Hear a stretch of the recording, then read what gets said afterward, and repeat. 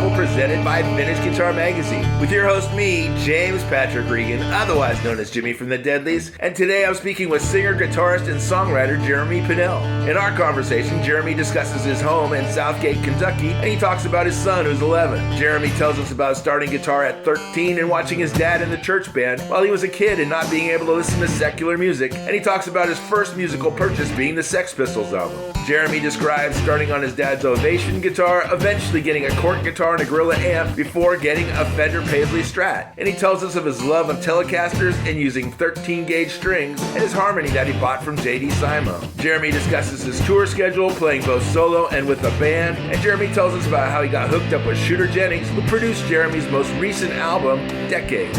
And finally, Jeremy describes what he does for fun, jiu-jitsu, kickboxing, and Jeremy tells us about his Christmas traditions. And to find out more about Jeremy, you can go to his website, jeremypinnell.com. That's JeremyPinnell.com. Please subscribe, like, comment, share, and most of all, review this podcast. I'd really appreciate it. And please support Vintage Guitar Magazine and all the wonderful things they do for us guitar players, because they do so many wonderful things for us guitar players. Here's my friend Jeremy. How you doing, Jeremy? Good, man. How are you? I'm doing good. Good. Where are you at? Good.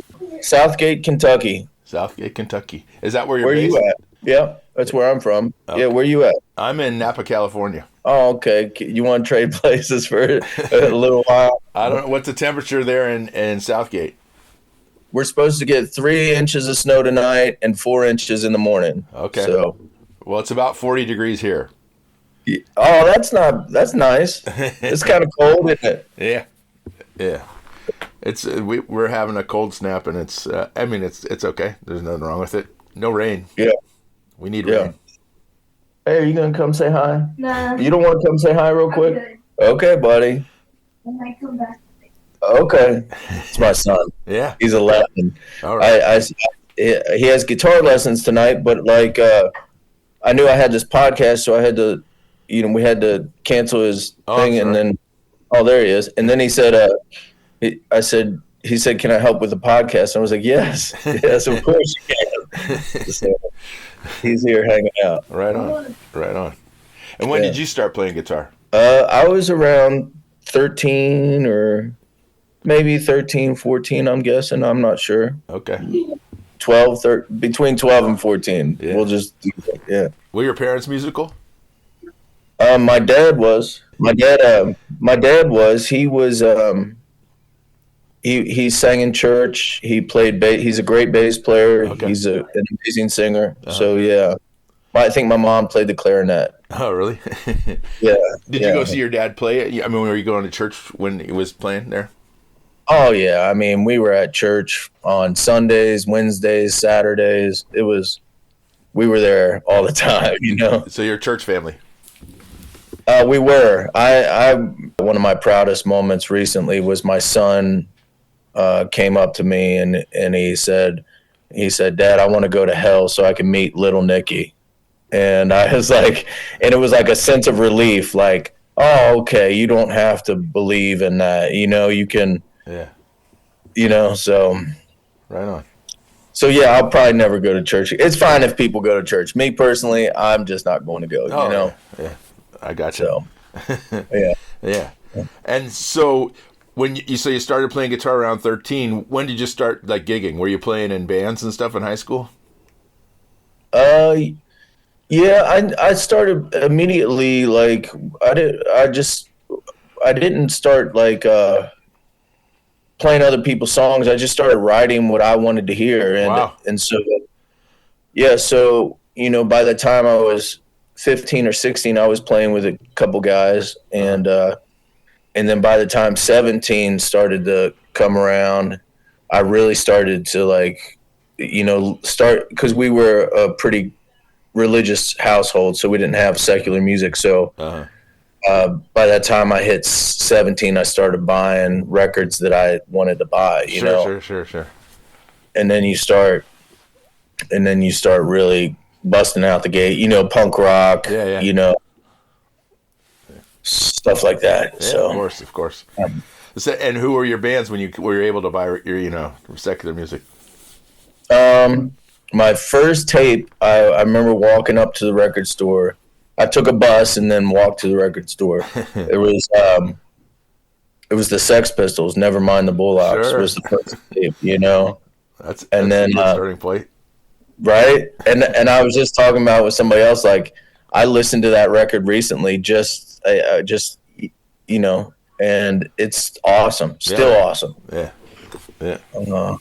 So yeah, and then it goes, the floodgates open. Sure. You know. Yeah. So. And who are your bands now that you listen to, besides yourself, of course? You know what? The only time I really try to sit down and listen to anything I'm doing is just to judge myself very harshly. You know? Sure. Yeah, of course. But what I've been listening to lately is I've been listening to that Harvest Moon record for some reason. Neil Young.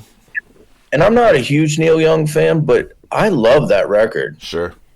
Yeah. I'm a little confused by that one song where it says "a man needs a maid." I'm like, I wonder what the story is behind that, you know. But I've been listening to that record, and I've been listening to this guy named Tim Bolo out of Nashville. Okay. And he's just incredible, and I've been listening to Ian No a lot. Who's a songwriter, and he's incredible. So that's what I've been listening to recently. Cool. Right on. And that first guitar you got, what was it? My very first guitar was my dad made me play his Ovation roundback for a year.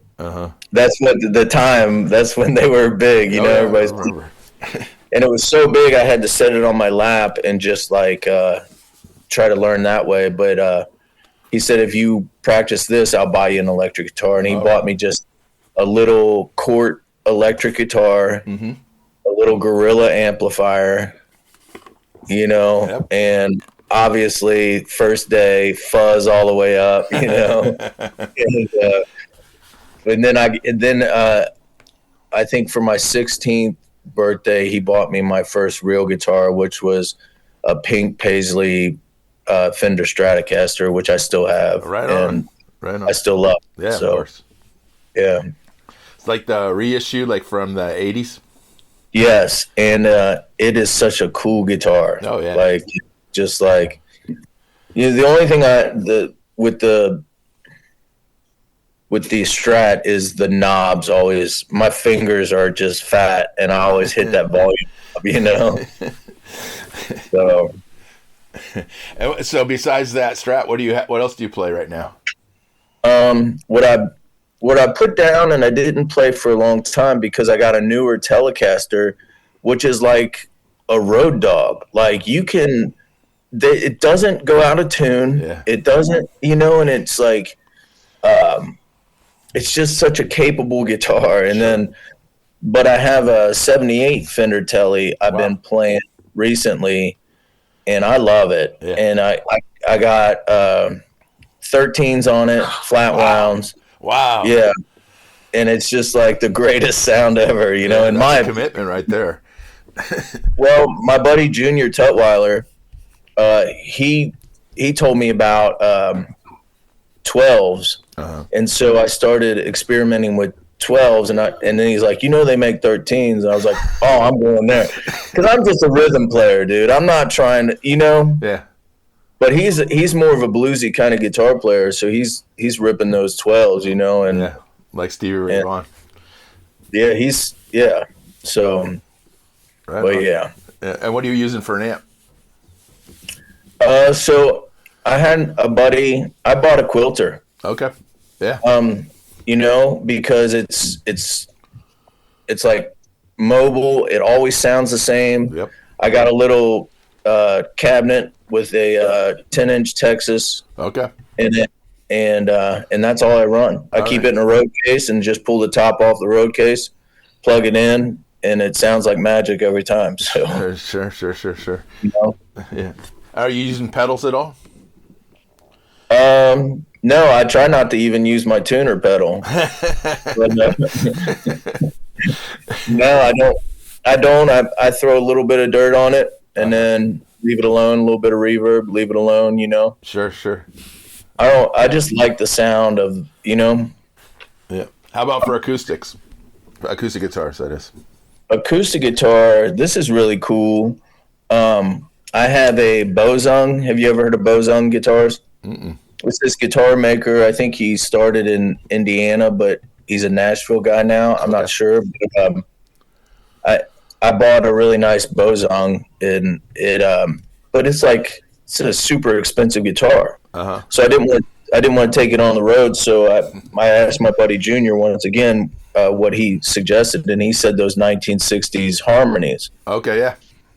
And I found a Barclay on Reverb, and it was $400. I was like, okay, if somebody steals that on the road, it'll hurt, but it won't kill me if it was the Bozung. It's the Bozung I'd like to give to my son someday, Yeah, of course. And so I had called Junior. I said, hey, will you meet this guy down in Nashville? Because he lives down in Nashville. I'm up in Southgate. Yep. And he went and met the guy, and JD Simo gets out of the guitar, or gets out of the car with the guitar, Right on. So I bought JD's guitar, which, cool. it was a good guitar if it was JD's, so Exactly.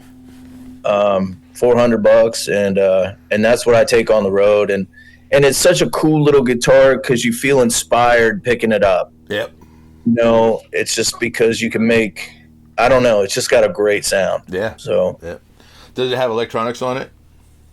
It doesn't. I put in my favorite pickup that I put in all my acoustic guitars is those K&K minis. Yeah, exactly. They just make the guitar sound like a guitar, acoustic guitar. Yeah. It's the closest thing for sure. Yeah, and I never have a problem with it. I run it through a little EQ,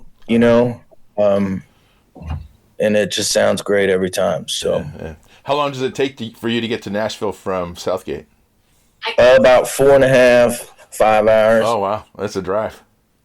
Yeah, but it's not. We got so in 2019, we were back and forth constantly, and then the pandemic hit, and it's kind of slowed down. But we were so used to driving it, it's like you don't even think about it. You just drive and you're there. Unless there's no. You don't? Okay. But the score is still 1-1. Oh, okay. And how many dates are you doing in a year? It just depends. Last year was busier than this year, but this year was pretty good. I don't even know the count. I wish I could tell you. But we stay pretty busy. Yeah. Is that full band? I do full band at least a couple times a year, and then I do a bunch of acoustic dates. Yeah. Yeah. Like I just did that run with Jason Bolin, opening up for him for a couple weeks, and then, I like that atmosphere also, and I like full band, So I understand. I totally understand. When you're doing those tours, is it usually you're supporting somebody when you're touring, or are you you're going out by yourself in a car, like driving around aimlessly? Yeah. So there will be those situations where I'll have an opening spot. Last year me and Logan Ledger did a 3-week run. Wow. Together. And it was just me and him and our tour manager in the van. Wow. That's usually how it goes. I usually take my buddy Grant. He works for the record label, and he's decided that he's down to TM. So me and him will hit the road and have some fun and eat a bunch of terrible food. Exactly. Good food, but How'd you get hooked up with Shooter? I met with a woman, came to our show up in Cleveland. We were playing the Beachland Tavern, and it was a woman named Angela Backstrom, and she asked me if there was a producer I'd like to work with. And Shooter had just done that record with Yellow Wolf, and it's such a cool sounding record. Yeah. And not unlike your own. Well, I appreciate it. Thank you. And I said I would like to work with Shooter, and she goes, well, I know his manager, and so and that just started the ball rolling. Sure. We had a bunch of friends that were connected with some of the people, and like the guy who did my album art for the Ties of Blood record, Keith Neltner, does a lot of artwork for Shooter, and Keith just lives 15, 20 minutes down the road from me. Wow. So there was a whole bunch of little connections. Sure. And so we talked for about a year, and then we were able to get in the studio. Right on. That's great. It was awesome. Yeah. And it just came out the 31st of October. Is that correct? I think it officially was released. Yeah, on Halloween. Yeah, that's right. Right on. Yeah. And you did the small tour with Jason Boland. Are you going to tour for the album itself? Yeah, we're looking in the next year. Yeah. I don't know about you, but I don't like touring in the wintertime. If I had my choice, no, I would not tour in the wintertime. Well, unless we're going south. I remember, because usually around February around here, it's just snow and rain. Yeah. Ice. And we went down to Texas to do something. And, dude, we were in T-shirts in, a couple hours, and it was just like, man, what am I doing up here? Have you ever thought about moving, moving into anywhere else? Or is all your family and stuff there? Yeah, I got a lot of family here. I mean, we talk about moving here and there, but it's pretty good around here. Yeah. I mean, yeah. So is maybe someday. A pretty small town. It is. So I can look out on my back porch and see the tip of the buildings of Cincinnati. Oh, wow. So we're right there at the river, at the Ohio River. Yeah. And that separates. Actually, the Ohio River is owned by Kentucky, by the way. It's just they call it Ohio River for some reason. I don't know why.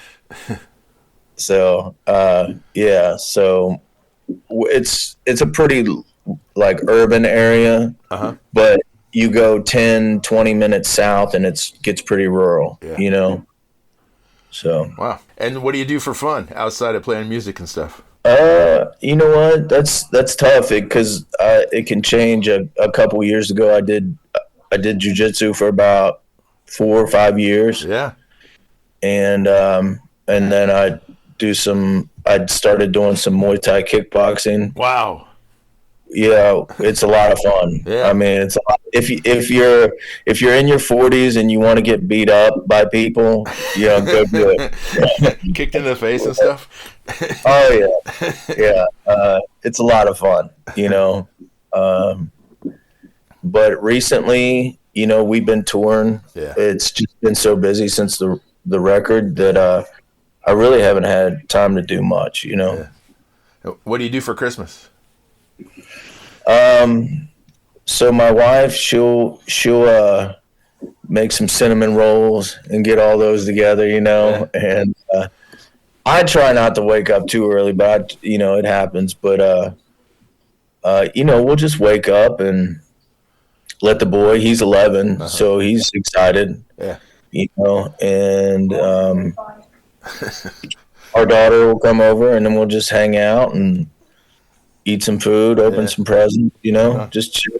How about you? Anything? Oh, I'm much older than you, so yeah. All my kids are gone, and I don't have to worry about any of that kind of stuff. Well, that's kind of nice. They say that 4 steps of a man: believing in Santa, not believing in Santa, being Santa, and then looking like Santa. Wow, dude! Wow, I've never heard that. Makes sense. Yeah. You probably don't have any shows coming up right now, but do you ever play a Christmas song in your set? No, I love Christmas music though. I'm a huge fan of Christmas music. Sure. I just don't know if I could pull it off. Oh, you could pull it off for sure. Oh, don't lie to me. No, I'm telling you right now, you could pull it off. If I could pull it off, you could pull it off. Okay, so yeah. I guess there's a Christmas record tied to you somehow. Somehow, yeah. Yeah. Okay. Right on. Well, it's been nice talking to you, Jeremy. I appreciate your time. No, thank you. Yeah, and I wish you the best. I I saw on your calendar, your previous your past calendar, that you were just in Petaluma in November, like the beginning of November. And I wish I would have heard about you before. I would have loved to go and see you. Yeah, it's a bummer. That was a great show. That was a neat little town. Yeah, Petaluma was a great town, and the Mystic Theater is a pretty cool theater as far as it was great. Yeah, although we were so hungry, and I stopped in a restaurant there, a Mexican restaurant. I'm like, oh, this is going to be killer, and it was like $7 for a taco, just one taco. Yeah, I was like, welcome to California. Yeah, I mean, it was so fancy, like it was a fancy, neat taco, and it was delicious. But I was just like, I need to go back south where I can get 8 tacos for $7. Exactly. Next time you're coming through Petaluma, I'll take you out to lunch and we'll go to a place. All right. There's a truck. It's called Elroy's, and they do great tacos for like what it should cost. Yeah, let's do that. Yeah. Yeah. Right on, Jeremy. Nice talking to you. Yep, you too. Okay. Thank you. Have a great afternoon, evening. You too. Okay, bye-bye. Yep, bye. Thanks for listening to Have Guitar Will Travel. You can catch up on all the things I'm doing at thedeadlies.com. And I'm on all the social media platforms as well. And please support Vintage Guitar and all the wonderful things they do, because they do many, many wonderful things for us guitar players. Thanks. Please subscribe. Please tell a friend. And I'll see you guys next week. Bye, guys.